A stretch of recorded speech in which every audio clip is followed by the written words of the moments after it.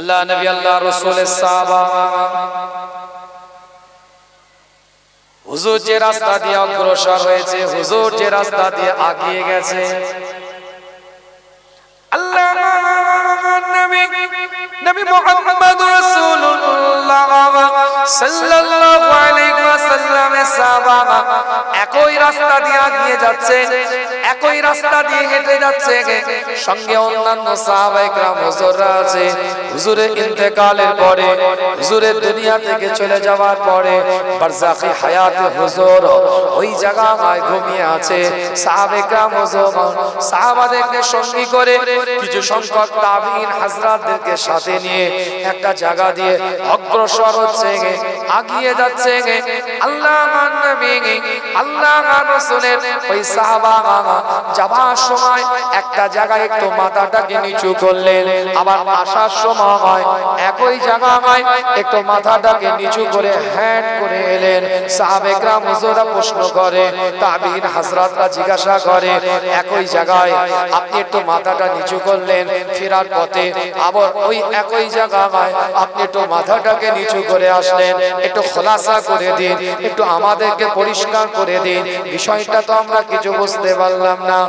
আল্লাহর নবী নবী মুহাম্মদ রাসূলুল্লাহ সাল্লাল্লাহু আলাইহি ওয়াসাল্লামের সাহাবা কিতাবটা খুলে দেখেন, পরিষ্কার করে লেখা আছে, সাহাবে কেরাম হুজুরের দিকে লক্ষ্য করে এলান করে দেখায়, তাবিঈন হযরতের দিকে তাকিয়ে জানিয়ে দেয়, আমি এই রাস্তা দিয়ে আল্লাহর নবী আল্লাহর রাসূল সরকারে কায়নাত মদিনাতুল ইমামুল মুরসালিন ইমামুল হুদা ইমামুল কিবলাতাইন হাবিব লবিব তাবিবের দরবারে তাবিবের সাথে এই রাস্তা দিয়ে যাচ্ছিলাম।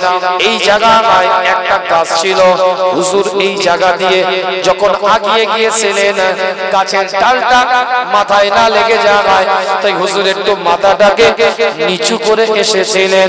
আবার যখন আমার রাসূল এই রাস্তা দিয়ে আবার ফিরে আসছিলেন, গাছের ডালটা হুজুরের মাথায় না লেগে যায়, তাই হুজুর মাথাটাকে একটু নিচু করে এসেছিলেন। আজকে গাছের ডালটা না হয়, আমার রাসূল আজকে দুনিয়াতে না হয়, কিন্তু আমার রাসূলের সুন্নাতটা রয়ে গেছে। যারা এখানে ওই হালাতে যাবে, ওই অবস্থায় যাবে আর আসবে, আমার আল্লাহ তার নামায় আমলের মধ্যে ইবাদতের সওয়াবটা লিখে দিবে। জোরে বলা যাবে না সুবহানাল্লাহ। গাছের ডাল এরকম হ্যাট হয়েছে, স্বাভাবিক অবস্থায় গেলে হুজুরের মাথায় লেগে যেত। হুজুর তাই তো মাথা নিচু করে গেছেন, আবার নিচু করে এসেছে। ওই কাফেলাতে আমি ছিলাম, আমি দেখেছি এটা। হুজুরের যাওয়ার সময় আসার সময় হুজুর এই রকম ভাবে গিয়েছেন, এইভাবে এসেছেন, এটা আমি উপলব্ধি করেছি, আমি দেখেছি, আমি সচক্ষে, এটা আমার নজরবন্দি। আজকে গাছের ডালটা নাই, আজকে রাসূলও নাই, কিন্তু হুজুরের সুন্নাতটা রয়ে গেছে। যারা ওইভাবে যাবে তাদেরকে আমার আল্লাহ ইবাদতের সওয়াব দান করবে। কথাটা বুঝবেন ভালো করে। লা তুকদ্দিমু বাইনা ইয়াদাইল্লাহি ওয়া রাসূলিহি ওয়াত্তাকুল্লাহ। তারাই সাহাবা, তারাই সাহাবা।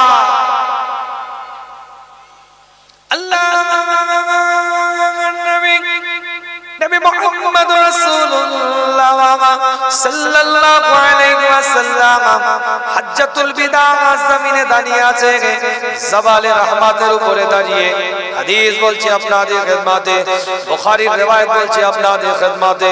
কিতাবটা খুলে দেখেন, ছোট ছোট করে আলোচনাটাকে আগিয়ে নিয়ে যায়, দলিল ভিত্তিক কথাগুলো আপনাদের খিদমতে পেশ করি। আল্লাহর নবী মুহাম্মদুর রাসূলুল্লাহ জাবালে রহমাতটায় দাঁড়িয়ে সাহাবাদের দিকে লক্ষ্য করে এলান করে দেখায়, আজকে কোন দিনে আমরা এই জায়গায় দাঁড়িয়ে আছি। সমস্ত সাহাবারা তালবিয়া পাঠ করছে, লব্বাইক আল্লাহুম্মা লব্বাইক আল্লাহ দরবারে তালবিয়া পাঠ করছে সমস্ত সাহাবায়ে کرام হুজুরদের গায়ে ইহরামটা জড়ানো আছে সবাই আরাফাত জমিনটায় দাঁড়িয়ে হুজুর জিজ্ঞাসা করছে আজকে কোন দিনে আমরা দাঁড়িয়ে আছি সমস্ত সাহাবারা জানে এটা আরাফা কিন্তু আরাফা ছাড়া হজ হয় না আরাফাত জমিনে দাঁড়ানোটা হজের রুকনে ফরজ এখানে আসা পর্যন্ত হজ হয় না জিলহজ মাসের 9 তারিখে আরাফাত জমিনে দাঁড়িয়ে আছে সমস্ত সাহাবাদের গায়ে ইহরাম দুটো সেলাই বিহীন কাপড় সতরটা ঢাকার জন্য একটা গায়ের মধ্যে লাগানো আছে আরেকটা জবানের মধ্যে তালবিয়া আল্লাহ নবী মুহাম্মদুর রাসূলুল্লাহ সাল্লাল্লাহু আলাইহি ওয়াসাল্লামের প্রশ্নের উত্তর দিতে গিয়ে সাহাবারা চিৎকার আওয়াজ দিয়ে সেদিনে বলে আল্লাহ ওয়া রাসূলুহু আ'লামু আমরা জানি না আল্লাহ এবং তার রাসূল এ সম্পর্কে ভালো জানে সবাই তো জানে আরাফা বুখারী riwayat বলছি কোন ছোট কিতাবের গল্প বলছি না হাজার হাজার সাহাবা হজ্জাতুল বিদা জমিনে দাঁড়িয়ে হাজার হাজার সাহাবা আরাফা জমিনে দাঁড়িয়ে হাজার হাজার সাহাবা জাবালে রাহমাতের গায়ে দাঁড়িয়ে হুজুর সেখানে দাঁড়িয়ে প্রশ্ন করছেন আজকে কোন দিনটায় আমরা দাঁড়িয়ে আছি সবাই জানে এটা আরাফা সবাই জানে আরাফা ছাড়া হজ হয় না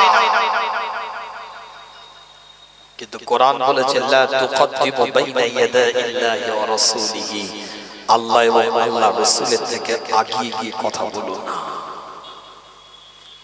আল্লাহ নবী আল্লাহ রাসূল হুজুর আকরাম সাল্লাল্লাহু আলাইহি ওয়াসাল্লাম দ্বিতীয়বার জিজ্ঞাসা করে সাহাবে کرام হুজুরদের দিকে লক্ষ্য করে আজকে কোন মাসে আমরা দাঁড়িয়ে আছি সমস্ত সাহাবারা জানে জিলহজ মাসে হজ হয় কিন্তু সমস্ত সাহাবাদের জবানে একটাই কথা আল্লাহ ওয়া রাসূলুহু আ'লামু আল্লাহ এবং তার রাসূল জানে আমরা জানি না হুজুর আবার তৃতীয় নাম্বার প্রশ্ন করে এটা কোন শহরে আমরা দাঁড়িয়ে আছি সমস্ত সাহাবারা জানে সূরা আল ইমরান তৃতীয় নাম্বার সূরা 96 নাম্বার আয়াতটা খুলে দেখেন আল্লাহ পাক কোরআনের মধ্যে জানিয়ে দেয় ইন্না আউওয়ালা বাইতিন উদিয়া লিন-নাস লাল্লাযী বিবাক্কাতা মুবারাকান ওয়া হুদাল লিল আলামিন আল্লাহ পাক এলান করে দিলেন পৃথিবীর প্রথম ঘর যেটা কাবা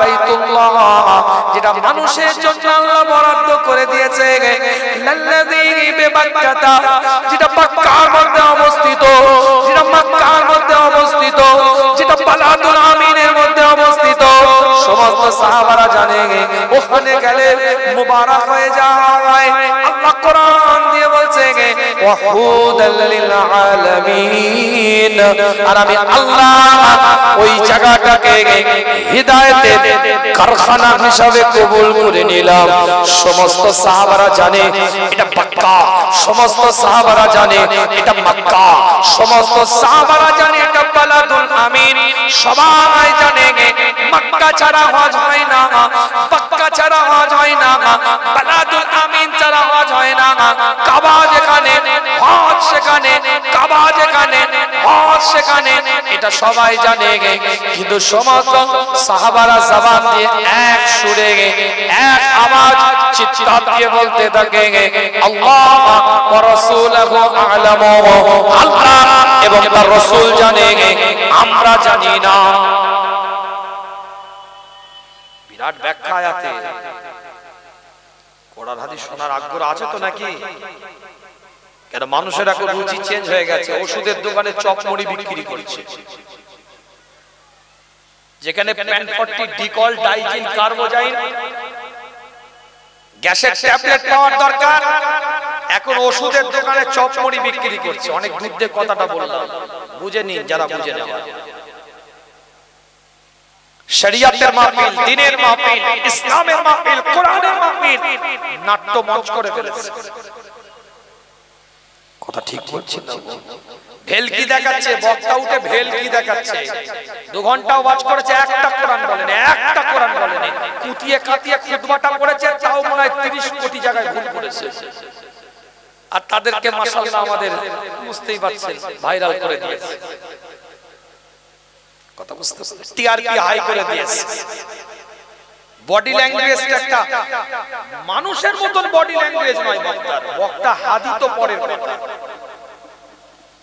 আমার কথা কি রাগ করছেন নাকি? বাস্তব কথা বলছি। এই কমিটির ছেলেগুলো গিয়েছিল, জিজ্ঞেস করবেন। ওদেরকে প্রথম শর্ত দিয়েছিলাম, তোমার দাওয়াত নিতে পারবো, শর্ত হচ্ছে কোনো দোকান না বসে। জিজ্ঞেস করেন যারা গিয়েছিল দাওয়াত। এই কথা ঠিক না বলেছিলাম না বলিনি? দাওয়াত না লিখে তোদেরকে ঝাড় দিচ্ছিলাম না?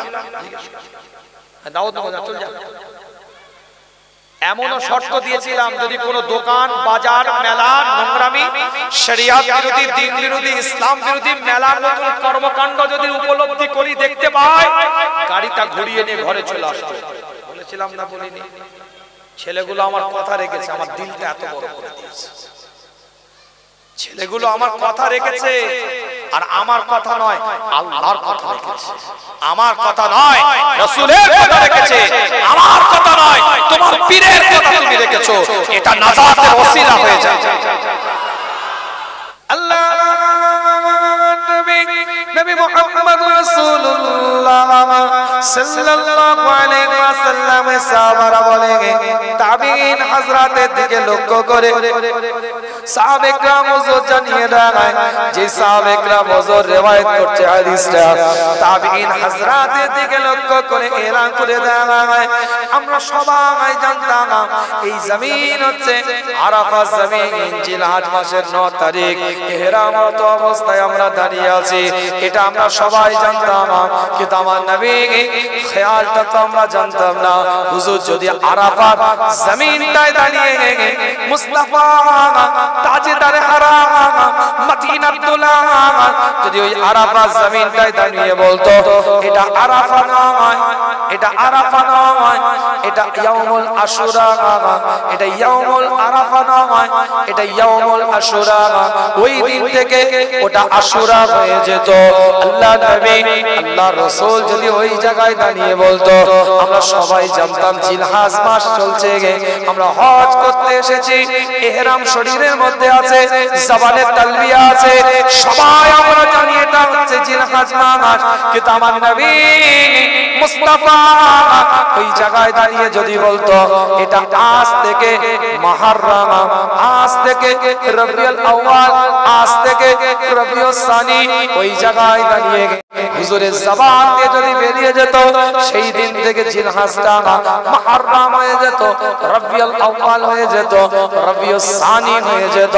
আল্লাহর নবী, নবী মুহাম্মদ রাসূলুল্লাহ যে হালে, যে অবস্থা, যে সিচুয়েশনে আমাদেরকে জিজ্ঞাসা করেছে, আজকে কোন শহরের মধ্যে আমরা দাঁড়িয়ে আছি, কোন জায়গার মধ্যে আমরা দাঁড়িয়ে আছি, আজকে যদি আমার রাসূল এখানে দাঁড়িয়ে বলতো, আমরা সবাই জানি এটা মক্কা, মক্কা ছাড়া হজ হয় না, মক্কা ছাড়া হজ হয় না, বালাদুল আমিন ছাড়া হজ হয় না, আমরা সবাই এটা জানি।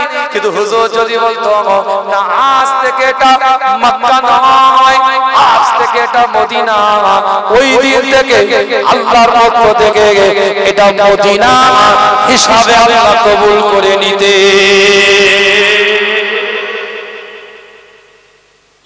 জোরে বলা যাবে না সুবহানাল্লাহ? একটু চিৎকার দিয়ে বলা যাবে না সুবহানাল্লাহ? আদর্শ এজন্যই আল্লাহ আল্লাহ রাসূলের থেকে আগানো যাবে না। মে মাস চলছে ইংরেজি, আমরা সবাই জানি পয়লা মে আমাদের একটা ছুটি থাকে, আমরা জানি এটা হচ্ছে মে দিবস, কিন্তু আদৌ এটা মে দিবস নাম হলেও এটাকে শ্রমিক দিবস বলা হয়। কেন শ্রমিক দিবস পালন করা হয় জানেন? কেন শ্রমিক দিবস পালন করা হয় জানা আছে? অধিকাংশ মানুষ জানে না। কেন পয়লা মে শ্রমিক দিবসটা পালন করা হয়? আজকে শুনে নিন আপনারা, শ্রমিকদের একটা দীর্ঘদিনের আন্দোলন ছিল। তাদের 12 ঘন্টার ডিউটি, একটা রোজ পেতে গেলে, একটা মজুরি পেতে গেলে, একটা পারিশ্রমিক পেতে গেলে তাদেরকে 12 ঘন্টা ডিউটি করতে হতো। তাদের আন্দোলন ছিল 12 ঘন্টা নয়, 8 ঘন্টা আমাদের ডিউটি দিতে হবে। যেদিন শ্রমিকদের এই দাবিটাকে মেনে নেওয়া হয়, সেই দিন থেকে মে দিবস অর্থাৎ 1 মে শ্রমিক দিবস পালন করা হয়। 12 ঘন্টার ডিউটিকে 8 ঘন্টায় নিয়ে আসা হয়। কিন্তু মনে রাখবেন, আজ থেকে 1400 বছর আগে, 1500 বছর আগে এই শ্রমিকদের অধিকার সর্বপ্রথম আমার রাসূল, আমার মুস্তাফা, আমার সরকারে কায়নাত দান করেছিলেন। যে যুগে যে সময় গৃহপালিত পশুগুলোর মতো মানুষগুলোকে বাজারের মধ্যে বেচা হতো, যে সময় যে যুগে গৃহপালিত পশুগুলোর মতো মানুষকে বাজারে দাম দর করা হতো, শ্রমিকদের কোনো অধিকার ছিল না, গোলামদের কোনো অধিকার ছিল না, গৃহপালিত পশুগুলোর মতো তাদের সাথে আচরণ করা হতো, তাদের কোনো ব্যক্তি বিশেষ স্বাধীনতা ছিল না, তাদের পরাধীনতার একটা জীবন। এই পরাধীনতার জীবনকে আমার রাসূল একটা গোলামের অধিকার দিয়েছে। কিতাবটা খুলে দেখেন, মসজিদে নববীর ইমামতির দায়িত্ব পালন করছে আমার মুস্তাফা, সরকারে কায়নাত মদিনার দুলা, ইমামুল আম্বিয়া, ইমামুল হুদা, ইমামুল কিবলাতাইন, ইমামুল মুরসালিন, মসজিদে নববীর বুকে ইমামতির দায়িত্ব পালন করছে। যে মসজিদে নববীর ইমাম ইমামুল আম্বিয়া, যে মসজিদে নববীর ইমাম ইমামুল মুরসালিন, যে মসজিদে নববীর ইমাম ইমামুল আম্বিয়া, ইমামুল হুদা, ইমামুল কিবলাতাইন, তাহলে সেই মসজিদে নববীর মুয়াজ্জিন তো আবু বকর হতে পারত, সেই মসজিদের মুয়াজ্জিন তো ওমর ইবনে খাত্তাব হতে পারত, সেই মসজিদের মুয়াজ্জিন তো উসমান ইবনে আফফান হতে পারত, সেই মসজিদের মুয়াজ্জিন তো আলী ইবনে তালিব হতে পারত। কিন্তু আমার রাসূল যে মসজিদের ইমামের দায়িত্ব পালন করে, সেই মসজিদের একজন মুয়াজ্জিন, গোলামের বাচ্চা গোলাম হযরতে বেলালকে আমার রাসূল অধিকার দিয়ে, গোলামকে মুয়াজ্জিনের দায়িত্ব দিয়ে পৃথিবীর বুকে শ্রমিকের অধিকারকে বুঝিয়ে দিয়েছে।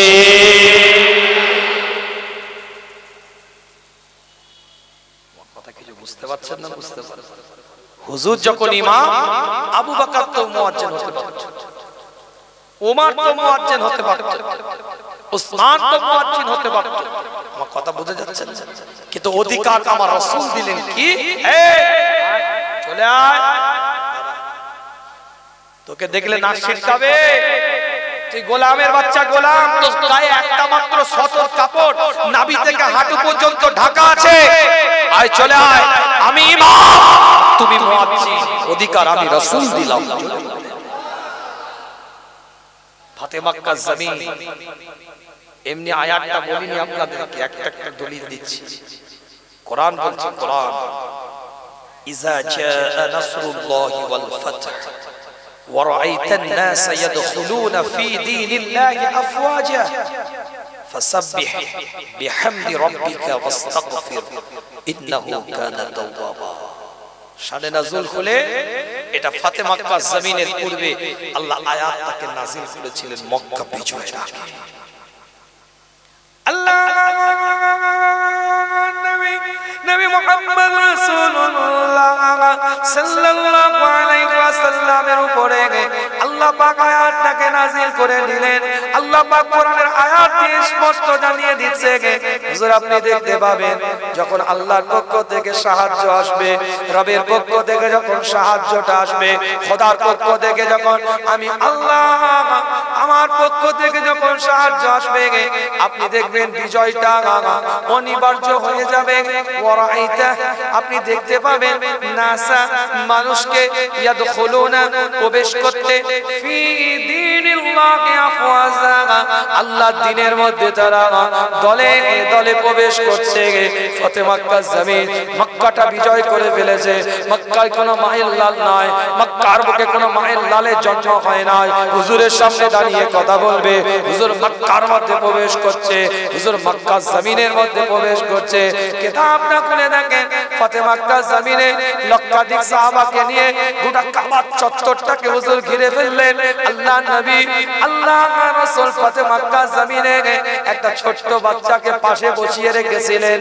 সবাই মনে করবেন ছোট্ট বাচ্চা মানে ইমাম হাসান, সবাই মনে করবেন ছোট্ট বাচ্চা মানে ইমাম হুসাইন হবে মনে হয়, কিন্তু না, ইতিহাস সাক্ষী দিচ্ছে যেদিন সব থেকে আনন্দের দিন, খুশির দিন ইসলামের ইতিহাসের, যেদিন সব থেকে আনন্দের দিন, খুশির দিন, সেই দিনে হুজুরের পাশে যে বাচ্চাটা বসেছিল সেটা মদিনাতুল মুনাওয়ারায় হিজরত করে যাওয়ার পরে গোলামদের ভিতর থেকে আযাদকৃত সর্বপ্রথম বাচ্চা, গোলামদের মধ্যে থেকে আযাদ হয়েছে তার সর্বপ্রথম বাচ্চা, অর্থাৎ গোলামের বাচ্চা, গোলামকে পাশে বসিয়ে রেখে ফতে মক্কা জমিনে মক্কাকে বিজয় করছে আমার নবী।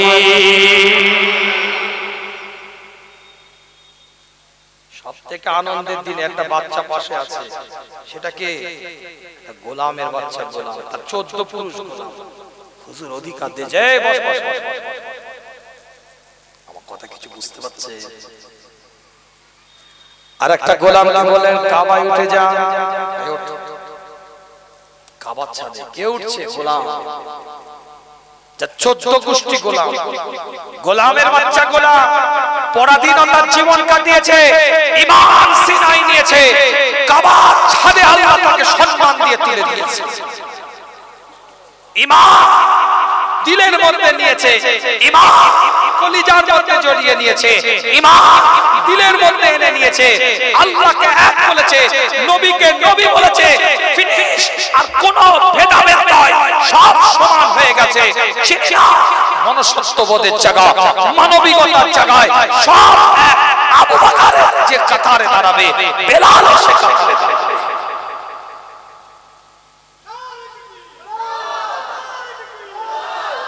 আর দুঃখ লাগে, কষ্ট লাগে, বেদনা লাগে, ব্যথা লাগে। যারা মানুষ মানুষ করে চেঁচাচ্ছে, এক শ্রেণীর লেবাসধারী মানুষ, তাদেরই নিচু শ্রেণীর মানুষদেরকে তাদের যেখানে সৎকার করা হয় সেখানে ঢোকানো হয় না, বাইরে রেখে দেওয়া হয়। সেদিনে সোশ্যাল মিডিয়ায় দেখছিলাম। কিছু বুঝতে পারছেন? মনুষ্যত্ববোধের শিক্ষা তো ইসলাম দিয়েছে, মানবিকতার শিক্ষা তো ইসলাম দিয়েছে, ভ্রাতৃত্বের শিক্ষা তো ইসলাম দিয়েছে, মানুষকে ভালোবাসার শিক্ষা তো ইসলাম দিয়েছে। ফতে মক্কা জমিনে দাঁড়িয়ে হুজুর সর্বপ্রথম যে কথাটা বলেছিলেন, আমি মুস্তাফা এই ফতে মক্কা জমিনে সবাইকে ক্ষমা করে দিলেন। চুনে চুনে বদলা দিতে পারতেন।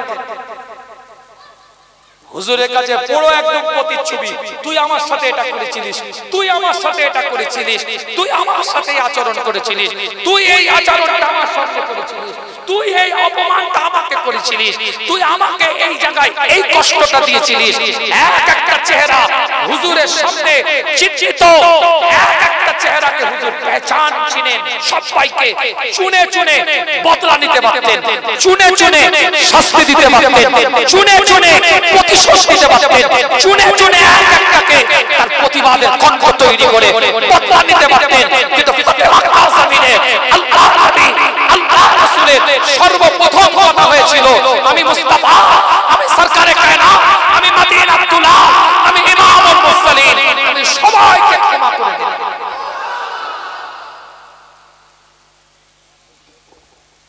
সেই জাতকে, সেই ধর্মকে বলছো টেররিস্ট।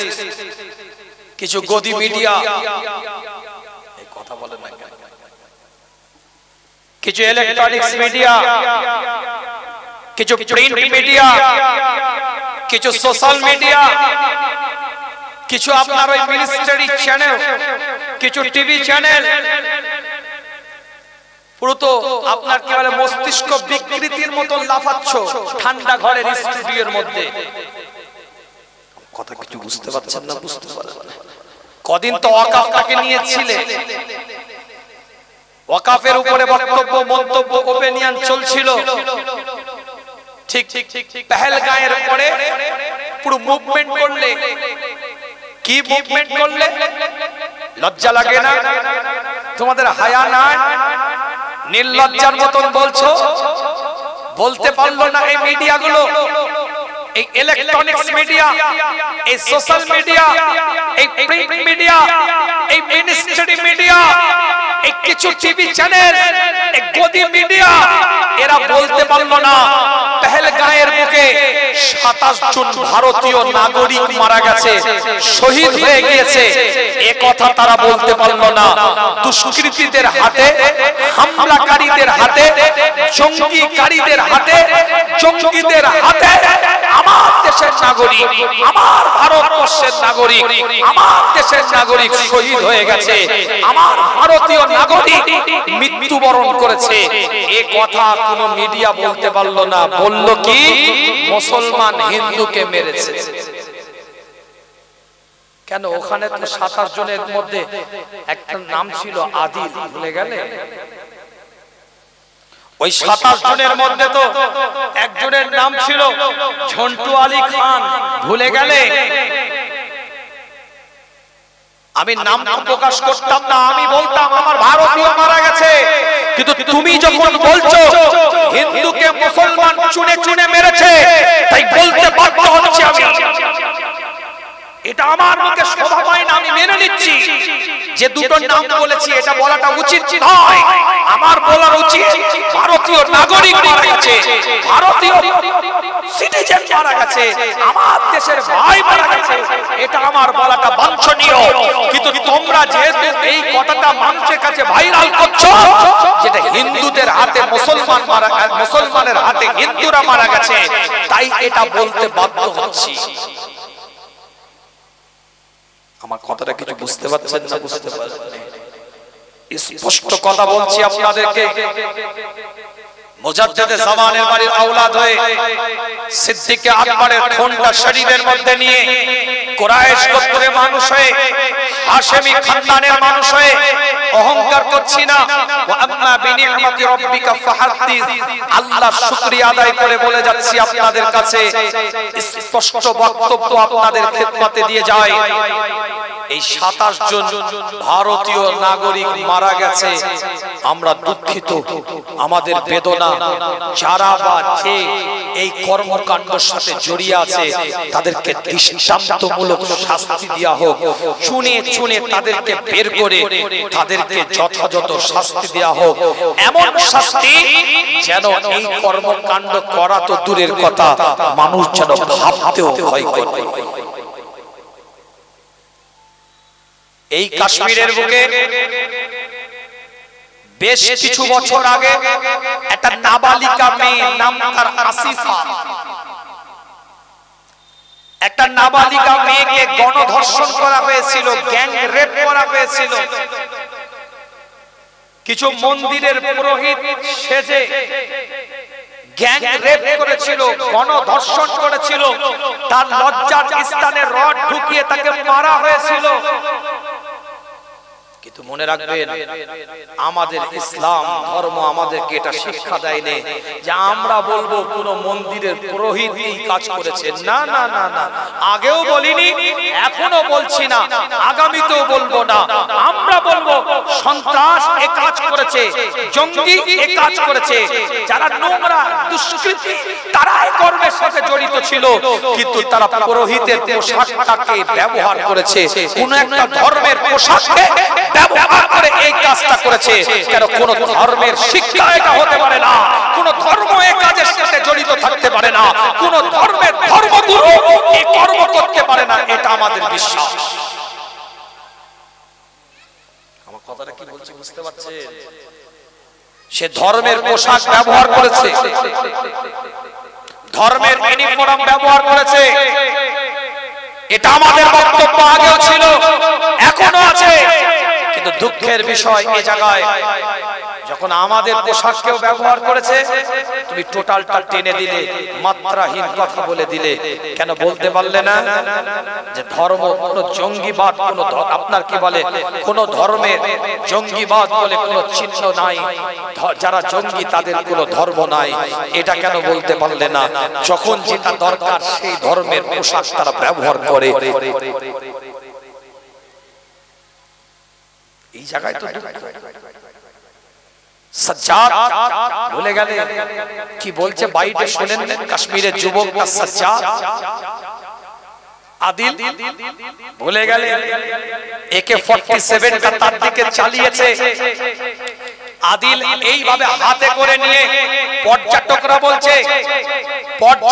বলছে গদি চ্যানেল মিডিয়া বলেন, ইলেকট্রনিক্স মিডিয়া বলেন, কিছু মিনিস্ট্রি মিডিয়া এরা বলেন, পর্যটকরা বলছে যখন AK-47টা চালানো হয়েছে আদিল নিচে হাতে করে সিনার দিকে নিজের দিকে গুলি বন্দুকটা নিয়ে নিয়েছে, আওয়াজ দিয়ে বলেছে এরা আমাদের মেহমান, এরা আমাদের পর্যটক, এরা এখানে বেড়াতে এসেছে, সিনায় আমার।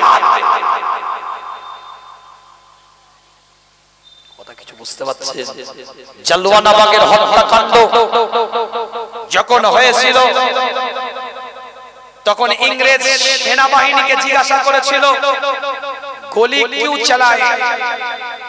इंग्रेज सेनाबाहिनी उत्तर दिए बोलेছিল पठान भाग रहे थे इसलिए गोली चलाना पड़ा, पठान भाग रहे थे इसलिए गोली चलाना पड़ा। একজন पठान हाथটা তুলে বলছে अगर कोई पठान भागने के वक्त उसके पीछे से गोली लगे ऐसा दिखा दोगे तुम लोग, अगर कोई पठान भागने के वक्त उसके पीछे से गोली लगे, अगर ऐसा कुछ आप लोग दिखा दोगे तो हम लोग आजादी आंदोलन छोड़ के चला जाएंगे। যদি পাঠান চলে যাওয়ার সময় একটা দেখিয়ে দাও তাদের পিছন দিক থেকে গুলি লেগেছে, আমরা স্বাধীনতা আন্দোলনটাই ছেড়ে দেব। 3 দিন ধরে 70টা পাঠানের লাশ, 3 দিন ধরে 70টা পাঠানের লাশ রিসার্চ করা হয়েছিল। 70টা পাঠান সিনায় গুলি খেয়েছে, পিঠে গুলি খায়নি। এটাই ভারতের নাগরিকদের কথা। সাজ্জাদ নিজের জ্যাকেটটা খুলে দিয়েছে, নিজে বাইট দিচ্ছে, বাচ্চা ছেলেটাকে জ্যাকেটটা পরিয়ে কাঁধে করে নাসিরুদ্দিনে নিয়ে গেছে, কাঁধে করে নাসিরুদ্দিনে নিয়ে গেছে। মিডিয়া এটা বলতে পারলো না সেখানে নাসিরুদ্দিনের ডিসচার্জের টাকা নাই নেই মুসলমানরা। না না, আমি বলতাম না মুসলমান, আমি বলতাম ভারতীয় নাগরিকরা নিয়ে নাই নেই, কিন্তু আজ মেনশন করতে বাধ্য হচ্ছি ভারতীয় নাগরিক মুসলমান ওই জায়গায় টাকা নাই নেই ডিসচার্জের, কিসের হসপিটাল চার্জ নাই নেই, হোটেল চার্জ নাই নেই, অটো ভাড়া নাই নেই, ট্যাক্সি ভাড়া নাই নেই, অ্যাম্বুলেন্স ভাড়া নাই নেই। ভারতীয় নাগরিকের পাশে তারা দাঁড়িয়েছে, তারা নাই নেই ছেড়ে দিয়েছে, যাও চলে যাও, তোমরা জানে বেঁচে গেছো, আনন্দের সাথে বাড়িতে যাও। যারা অটো ভাড়া নিল না, যারা আপনার কি বলে ওই নার্সিং হোম চার্জ দিল না, হসপিটাল চার্জ দিল না, হোটেল চার্জ দিল না, আজ তাদের দিকে তোমরা গদি মিডিয়া আঙুল তুলছো। আর এই সুযোগে যারা শ্রীনগর থেকে গোটা ভারতবর্ষে এয়ারলাইন্সের ভাড়াকে 4 ডবল করে দিল, তার দিকে কই তো আঙুল তুলে কোনো প্রতিবাদ নেই তোমাদের? কথা ঠিক বলছি না ভুল? এয়ারলাইন্স প্লেন 4 ডবল করে দিয়েছে ভাড়া। এই সচেতন হন। যারা বলছে প্যান্টটা খুলে দেখা হয়েছে তারপরে গুলি চালানো হয়েছে, যারা না বলছেন নাম জিজ্ঞাসা করে করে গুলি চালানো হয়েছে, কিছু গদি মিডিয়া বলছে আইডেন্টিটি জেনে তারপরে ফায়ার করা হয়েছে। আমার মনে হয় এরাই তো দেশদ্রোহী যারা বলছে, কারণ যে কাশ্মীরের বুকে আধা সামরিক বাহিনী বিএসএফ, বর্ডার সিকিউরিটি ফোর্স, ভারতীয় সেনা তারা রাতের পর রাত জেগে থাকে, তাই আমরা আনন্দের ঘুম বিছানায় ঘুমাতে পারি। বর্ডারে তারা বুক চিতিয়ে পাহারা দেয়, 5 মিটার অন্তর অন্তর বর্ডার সিকিউরিটি ফোর্স থাকে, বিএসএফ থাকে, আধা সামরিক বাহিনী থাকে। জানারা বলছে যে এদেরকে আইডেন্টিটি করে করে, যাচাই করে করে, নাম জিজ্ঞেস করে করে, এমনকি বলছে পায়জামা প্যান্ট খুলে দেখে মারা হয়েছে। এরাই তো আমাদের সেনাবাহিনী, বর্ডার সিকিউরিটি ফোর্স, বিএসএফ এর দিকে এরাই তো আঙুল তুলছে। তাহলে এরা কি এনাদের দায়িত্ব পালন করেনি? মিডিয়া তো তাদের দিকে আঙুল তুলছে। কেউ বললো না এই কথা। কে অধিকার দিয়েছে তোমরা আমাদের সেনাবাহিনীর বিরুদ্ধে কথা বলো? ঘুরিয়ে তো সেটাই তাদের বিরুদ্ধে বলছো তোমরা। তো আমার বক্তব্য এই জায়গায় যে কথা বলতে গিয়ে দিয়ে চলে এলাম, ইসলাম অধিকার দিয়েছে মানবিকতার, ইসলাম অধিকার দিয়েছে ভ্রাতৃত্বের, ইসলাম অধিকার দিয়েছে সম্প্রীতি। তাই আজ স্পষ্ট, আজকে শুধু নয়, 1450 থেকে 1500 বছর আগে ফাতেমা মক্কার জমিনে দাঁড়িয়ে হুজুর বলেছিলেন, আমি সবাইকে ক্ষমা করে দিলাম। যে বেলালের কোনো অস্তিত্ব ছিল না, সেই বেলালকে আমার আল্লাহ নবী কাবার ছাদের মধ্যে তুলে দিলেন। কাবার ছাদে বেলাল, হুজুর বলছে আযান দে। আল্লাহর রাসূলের দিকে তাকিয়ে বেলাল বলছে, হুজুর সারা জীবন তো কাবার দিকে ফিরে তাকিয়ে আযান দিয়েছি, আজকে তো কাবার ছাদে কোন দিকে ফিরে তাকিয়ে আযান দেব হুজুর বুঝতে পারছি না। আল্লাহর নবী আল্লাহর রাসূল বললেন, সারা জীবন কাবার দিকে তাকিয়ে আযান দিয়েছিস, আজকে কাবার কাবা আমি রাসূল আমার দিকে তাকিয়ে আযান দে। হুজুর তাওয়াফ করছে, বেলাল আযান দিচ্ছে, হুজুর যেদিকে যায় বেলালের চেহারাও সেদিকে ঘুরতে থাকে। জোরে বলেন না সুবহানাল্লাহ। আল্লাহ নবী নবী মুহাম্মদুর রাসূলুল্লাহ সাল্লাল্লাহু আলাইহি ওয়াসাল্লামের উপরে এক একটা কোরআনের আয়াত আল্লাহ পাক নাযিল করে দেয়। সূরাতুল হুজুরাত থেকে আলোচনা শুরু করেছিলাম আপনাদের খিদমতে 49 নম্বর আয়াতে 1 নম্বর আয়াত দিয়ে বোঝাতে চেয়েছিলাম, ইয়া আইয়ুহাল্লাযীনা আমানু, এই ঈমানদারেরা, লা তুকদ্দিমু বাইনা ইয়াদাইল্লাহি ওয়া রাসূলিহি, তোমরা আল্লাহ এবং আল্লাহর রাসূলের থেকে আগিয়ে যেও না। ওয়াত্তাকুল্লাহ, তোমরা আল্লাহকে ভয় করো।